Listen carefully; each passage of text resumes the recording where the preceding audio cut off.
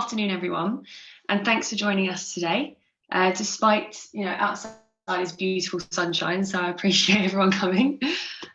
So just to introduce myself first, my name's Lucy, and those who don't know, I'm part of the team at Airship and Toggle, and I look after all of the new business. Now, our Comeback Strong campaign is coming to an end, and it's been really well taken by the sector. So thank you, everyone, for getting involved, and of course, including our guests.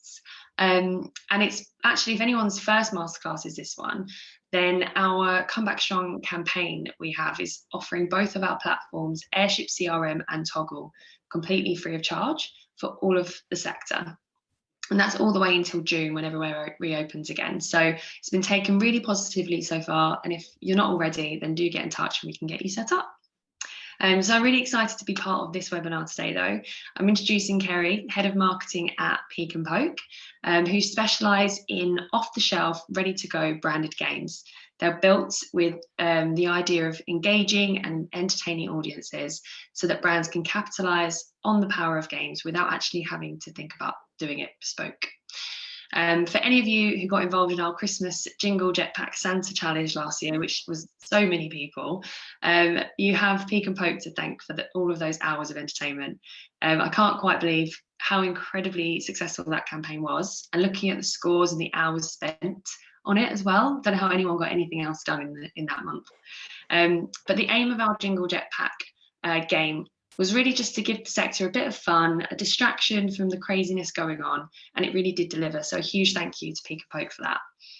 And so many other operators like Green King are doing something really similar as their marketing strategy, just to re-engage with customers. So I'm going to hand over to Cari now, who can explain in way more detail why the game industry is one to be watching, and some tips on the best results for a game campaign on a budget. But if anyone's got any questions, just write them in the Q&A section and we can just cover them in during the session, if that's okay with Cari. Yeah, that's perfect. Thanks ever so much, Lucy, for that lovely introduction. Thanks everybody for joining us. So I am Cari, Head of Marketing at Peak and Poke, and I just wanted to run through today how games can help to deliver your marketing objectives. So I thought the best way to approach this would be to have a think about and take you through the facts and figures from the game industry, so you can get a real feel as to what's going on right now, and why brands are getting involved and how they're getting involved. And then I will take you through some case studies from a client of ours, Green King, like Lucy mentioned, and then a few others as well. And then before we sign off, I'll just give you a few tips and tricks to take away, some pitfalls to avoid, so that you don't have to make the mistakes that some other people have, because we all learn from those mistakes. Okay, so if that all makes sense, we'll get started. So I'd like to start with just addressing something that always comes up with us. We suggest a game in marketing and people say, well, my audience don't really play games. Isn't that for teenage boys in their bedroom? But that couldn't be further from the truth. Games are played by 2.7 billion people worldwide. That's a whole lot of people. I love this stat because it just shows the wide demographic that we're looking at here. 16 to 69 years old. 86% of the people in that age category have said that they've played games in the last year. 45% have said that they play games on most days. So that's not even, oh yeah, I've played it and it wasn't for me. They're regularly coming back to engage and play games. This is a medium that we are so used to engaging with. 50% are women. Yes, we play games too. So that preconception that it's a very male-orientated audience set is just wrong. It's 50% split down the middle.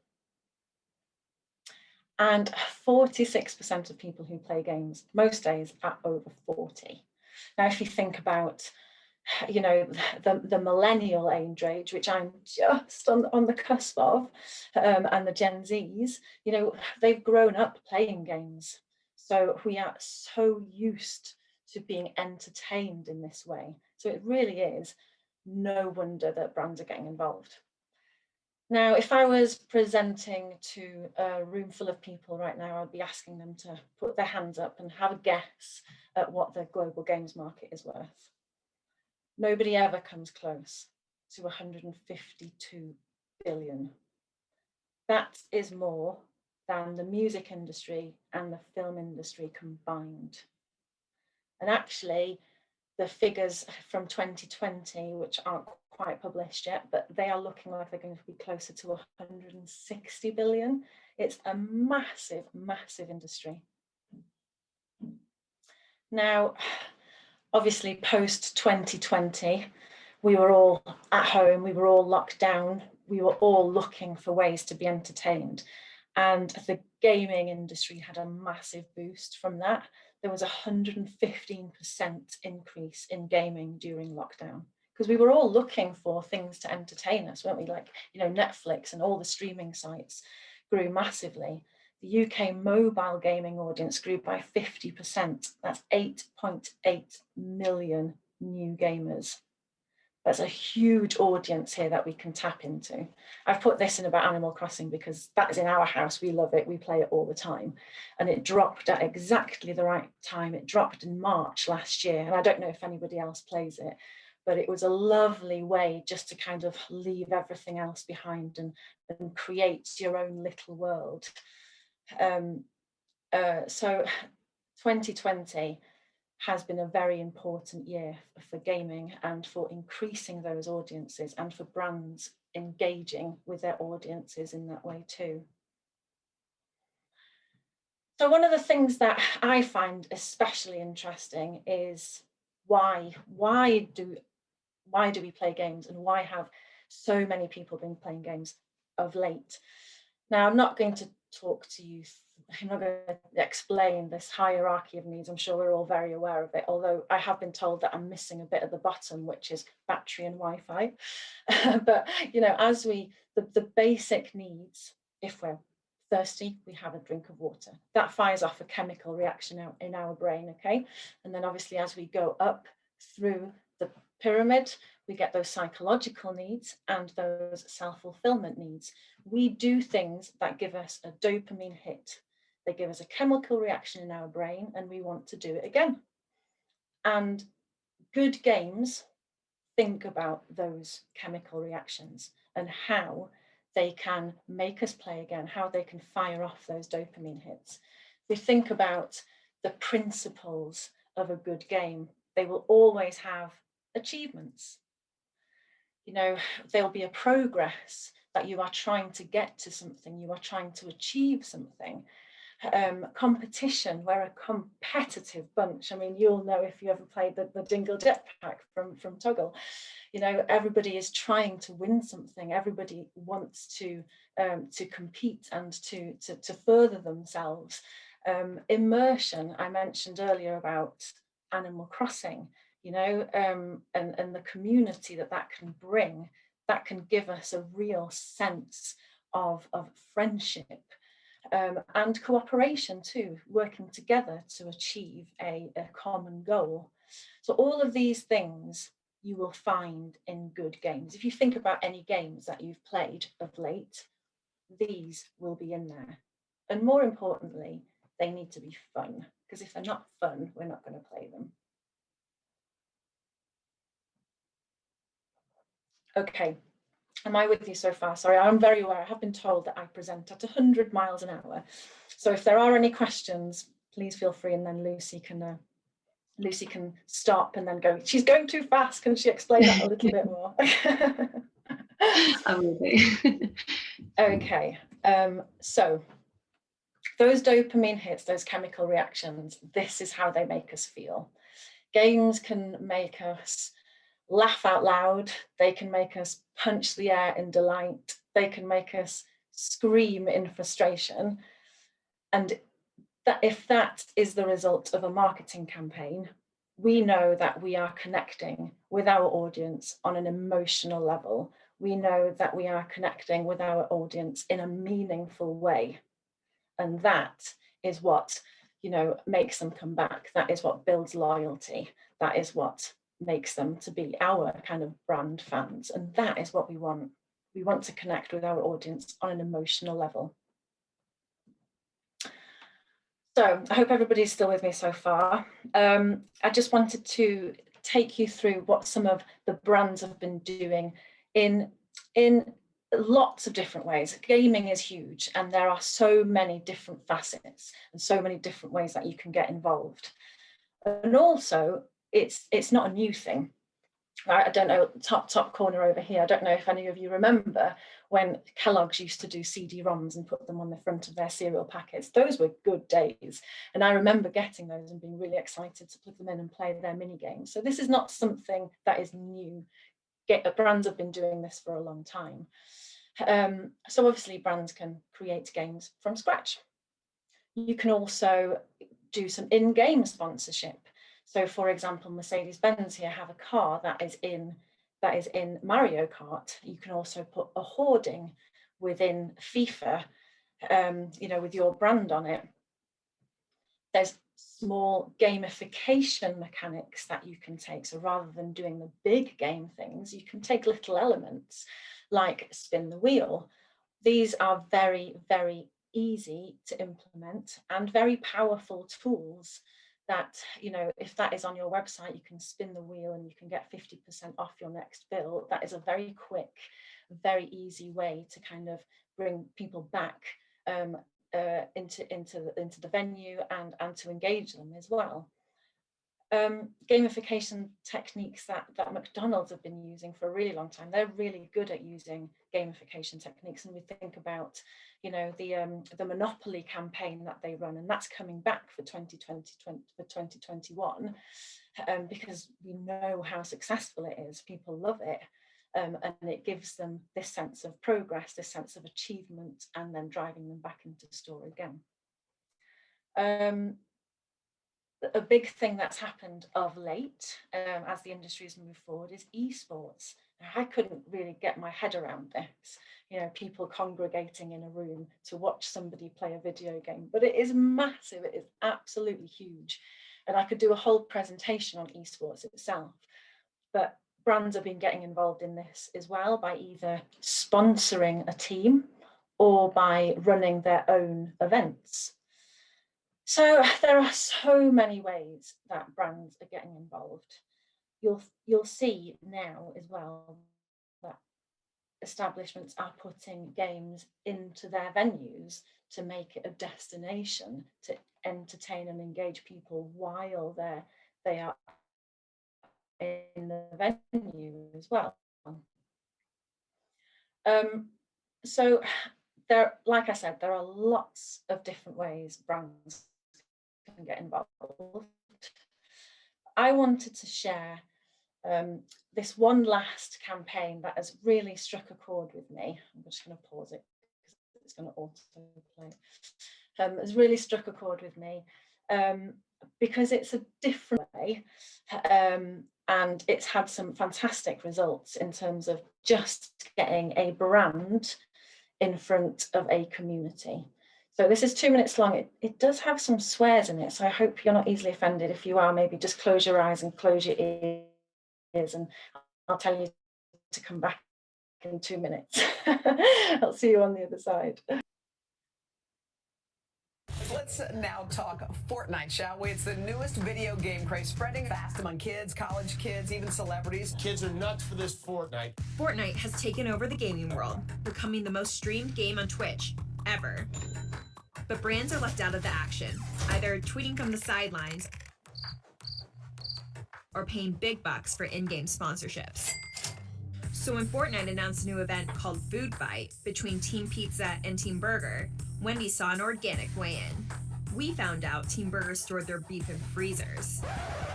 And Wendy's doesn't do frozen beef. So we got on Twitch, chose a character with red hair and pigtails, dropped into the game, and instead of killing other players, we started destroying burger freezers. Again and again and again, for 9 hours straight. We also declared our mission on Twitter, sending hundreds of thousands of gamers to Twitch to watch us play. And soon other players stopped killing each other and started killing burger freezers with us. Hey, Wendy's, dude, let's go! Top Twitch streamers took notice. I saw Wendy's stream over here, dude. Oh, you smacking the dippers, freezers? This shit's lit. This kind of stuff keeps the game fresh. Thank you so much for coming to the stream, Wendy.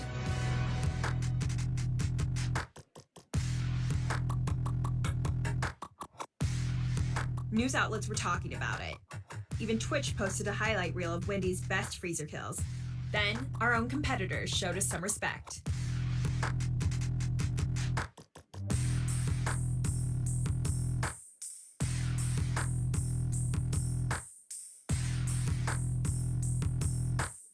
But most importantly, the game developers removed the freezers from every burger restaurant, meaning Wendy's have a fortnight of frozen beef forever. Great. Okay, so that was a really nice example of somebody. Oh, hang on, we're going to start again. Sorry, technical hitch. There we go.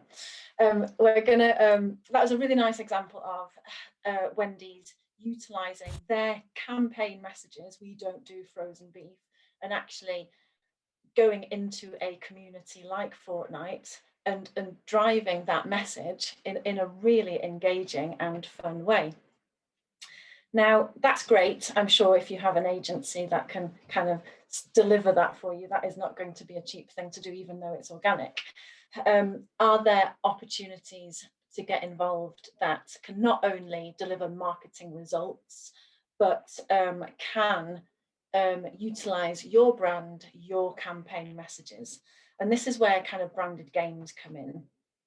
So you might think that that would be also a very costly exercise, creating a branded game that has your campaign messages in it and that can do what you want it to do. And yes, perhaps in the past that would have been an incredibly costly thing to do, because building games and game development, any kind of development, as you know, it's a lengthy and it's a costly process.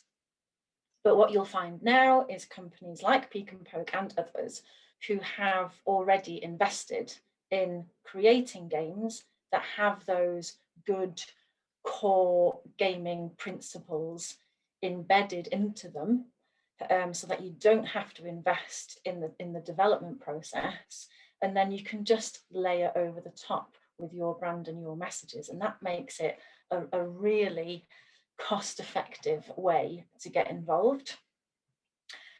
So what you can get out of them and where they can fit into your marketing strategy is if you're looking for brand awareness. So these games, that if they're done well, they are really sticky, fun pieces of content, and people share that, and people play them over and over again, and that's where you get your engagement.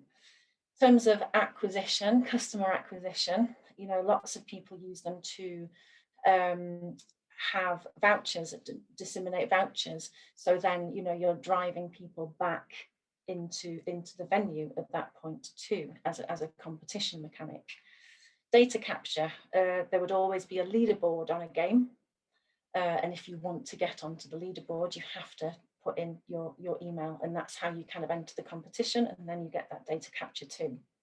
Loyalty, we've found that some clients, when they start with the game, they will do a small version, and then actually this has happened a few times where their audience are calling for them to do another one, so they're kind of like, please do another one, because that was so much fun.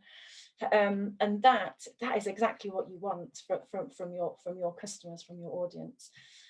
And also they're a really nice way to offer some kind of seasonal marketing. So quite often if there's, you're coming up to Christmas and you don't know what to do, it's a very easy thing to pick up, because generally it's already branded in a Christmas theme, and then you can just very quickly add a logo to it, and then it's yours.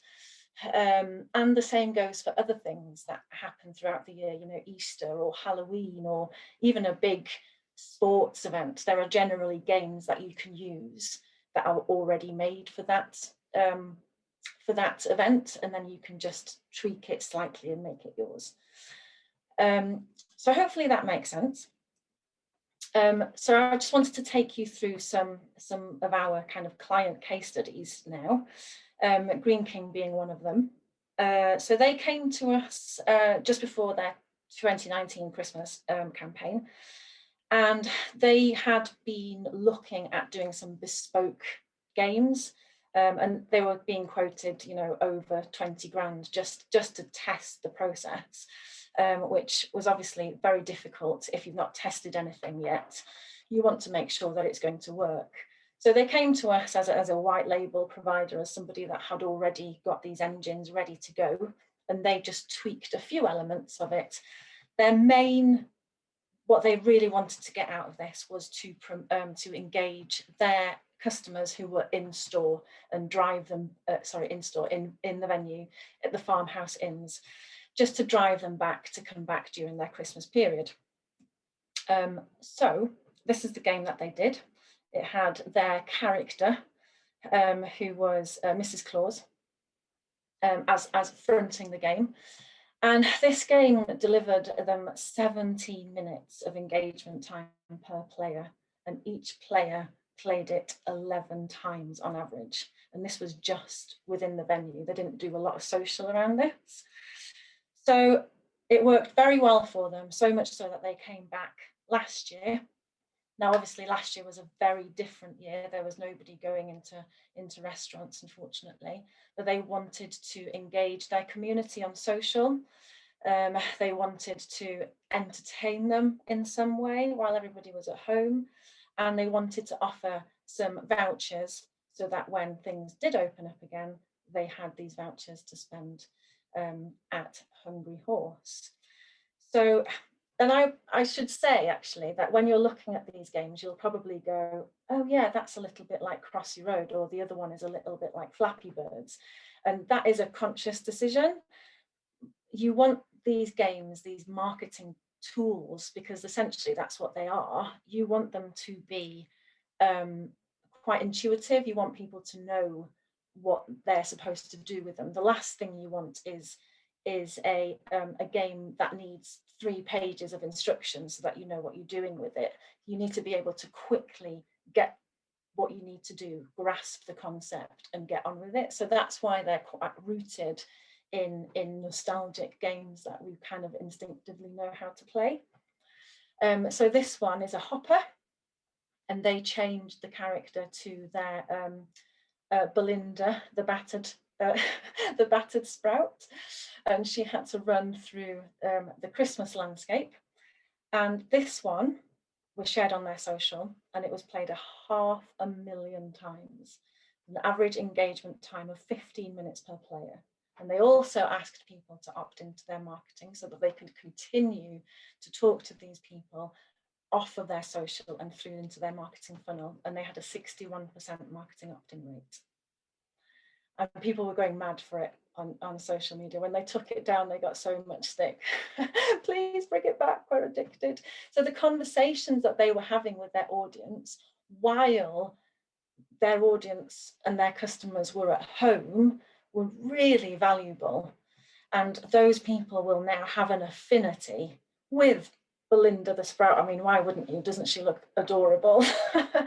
And with Hungry Horse. And these are these emotional connections that I'm talking about. When you're playing a game that is fun like that, you are getting these chemical reactions, these dopamine hits that you are associating with that brand. And it doesn't have to be consumer related either. So we did another game for Green King, which was employee engagement, had an employee engagement angle to it. So this was a company-wide internal campaign. They had just created an app for their staff. Nobody was really using it. They wanted people to engage with it a little bit more. So for a launch, they created this game. They did a competition off the back of it to win some vouchers. And they had a 14% increase in their app usage, the highest engagement with the app that they had to date. And it engaged their staff for over 17 minutes. So again, that was a really good way to get the staff involved in something and to increase usage of the app.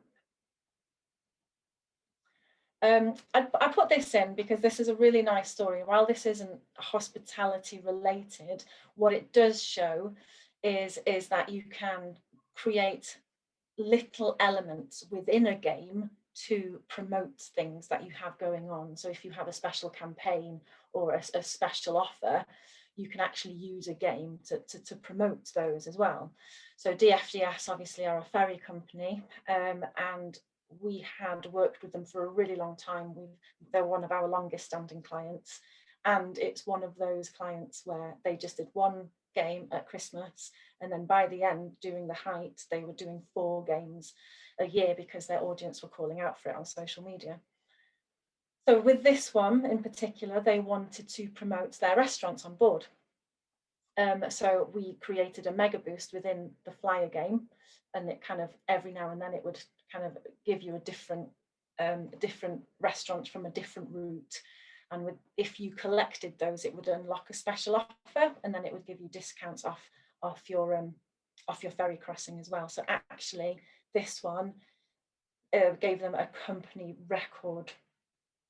A new company record in terms of ROI. So it actually delivered quite a lot of sales for them as well. Just a quick couple to finish off. So this is Domino's. They can, and this example is actually for a new segment that they were targeting. Domino's were targeting the student audience, and they went to a student fair. So this was when trade shows were a thing. I'm hoping that they'll come back. And they had a big stand, and they wanted to engage their student audience and give them a mechanic to win some pizza. So this is what they did. They got people to play the game. They uploaded their they got onto the leaderboard. They then had that lead data to then kind of start sending them special offers as well. And they had 3,000 players to their stand in one day with that game. And there they are, all of them. And you know, this goes to show that games don't have to be a digital thing either. They can be a physical thing that are actually in a venue, or are at an event, or at an experience that you want to engage your customers or your audience with. So hopefully that gives you a bit of a broad overview of how brands have been using games and how they can fit into your strategy, and the results that you can get from them too.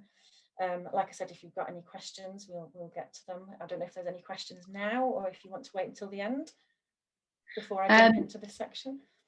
Yeah, jump into that section. We've got a couple of questions, but jump in. Fabulous. Okay, so if you think that this might be something that could be of interest to you, just a few things that you should think about so that you don't fall into the traps. This is a big one. And it's a quite hard pill to swallow, this one. It's not all about you. And of course, we understand that you have your marketing objectives. I'm a marketeer. I know that, you know, we have to get all of our KPIs, we have to get all of our messages into things. But actually, games have to be about the player first. Because if it's not a good game, and if your marketing messages are getting in the way of gameplay, nobody's going to play it anyway, and that is not what we want. We want games that make people feel good. We want games that people engage with, and then that is how you are going to get those kind of loyal customers who come back and play and engage with your brand over and over again. So make sure that the game, first and foremost, is easy to play. It has those good gaming principles at heart, and that your branding complements that. No barriers to play at all. This is an interesting one because we've had a lot of people come to us that say, all we want is email addresses. So put the form, the data capture form, at the front, because that's what we want. If they want to play the game, they have to give us their email address first. And we've always said, no, we won't do that, because And we totally understand why, of course, because that's your main objective. But with games, you need to give people something first. You know, you need to create those connections. You need to have those conversations first before you're asking for their detail. I mean, you know, detail, email addresses and names, they're very important to us, and we don't want to give them away freely. If you are playing a game, you're enjoying it, and you want to get involved in the competition, that is when you will put your precious data in. And in that case, you've already created an emotional connection with them, and that data is probably going to be better for you going forward anyway. Consider your plan, and this goes for everything, of course. You know, in a silo, a game is not a marketing magic bullet. You can't just have one on your website or just post about a game once and expect throngs and throngs of players. It has to be part of a considered plan. You have to give it the best possible start. So it needs to be considered as part of a wider marketing plan. And then, of course, with everything else, it's measure and learn. So if you are commissioning a game from scratch so that you're building your own bespoke game, or if you are using a game that is already there and putting your brand on top of it, just make sure that you can get all of the data that you possibly can out of the back of it. You want to know how many people have played it. You want to know how many people have dropped off. You want to know how many people have clicked on the link. You want to know how many people and how much time they have spent in that game, so that you can measure, you can see how effective it's been, and you can learn from it going forward to your next campaign too. And I believe that is it. So I really hope that's given you a really, obviously it's an overview of the games industry and how brands have been getting involved and why they have been getting involved, and hopefully how you can get involved too. Amazing, thank you so much. That was really interesting. We have got a couple of questions. Do you want me to go through them now? Yeah, of course. Yeah. So really simple one is, how much does it actually cost? Good question. And I hate to say it, but obviously everything that I've talked about today, there's a huge variety of costs involved in that. But if we're looking at a very simple add your logo, change the copy to a game, that can start at £850. If you wanted to do something that was a little bit more customized, that's when the cost starts going up. So if you wanted to change a character or change the environment, you know, that can sometimes creep into the tens of thousands. But yeah, very simple customizations can be done very cost effectively and quite quickly as well. Yeah, brilliant. I mean, it has such a great engagement impact as well. Honestly, the scores we had on the Jingle Jetpack, the hours people were spending, I think someone even made a spreadsheet. People get really into it. They really do, and it's because of these, you know, it's that dopamine hit. We love it. We want to play it again, yeah. And if that is part of a brand campaign, well then, you know, you're winning. So one more question actually. And it's an interesting one actually, because obviously what we do, it kind of synchronizes a little bit. So the question is, can you integrate into other software or email systems? Yes, you can. I mean, with all kind of, you know, development and technology, I mean, anything is possible. We quite easily can hook in, and we use Zapier just to kind of hook into using webhooks into, you know, mail systems. So MailChimp, for example, we do that ourselves with our own campaigns. So if people once people are on the leaderboard, that automatic, and they've opted into marketing, that will automatically pull through into our MailChimp account, and that can be the same with any CRM system. And yeah, of course, with what you guys do and being able to disseminate things through your software as well, absolutely. And anything is possible. Yeah, definitely. No, it's definitely something that we could do with airship as well. So yeah, interesting question. But yeah, that's everything. But what I will say is, everyone watching, if you have any other questions that you couldn't think of now, or feeling a little shy, then just email us. Obviously, you've got the email on the screen now for Kerry, but also we'll follow up with an email further as well with a recording of this. So if you didn't manage to make it, that will go through to everyone who registered. So yeah, but that's everything from me. That's everything from you as well, Kerry. That is. Thank you ever so much for having me. Thanks for listening. No, thank you for having me. Thank you for joining as well. I mean. No, it's been great. It's been really interesting. Good. I'm glad it was interesting, and hope it was useful. Yeah, definitely. Well, everyone, enjoy the rest of the sunny day, and we'll be in touch soon.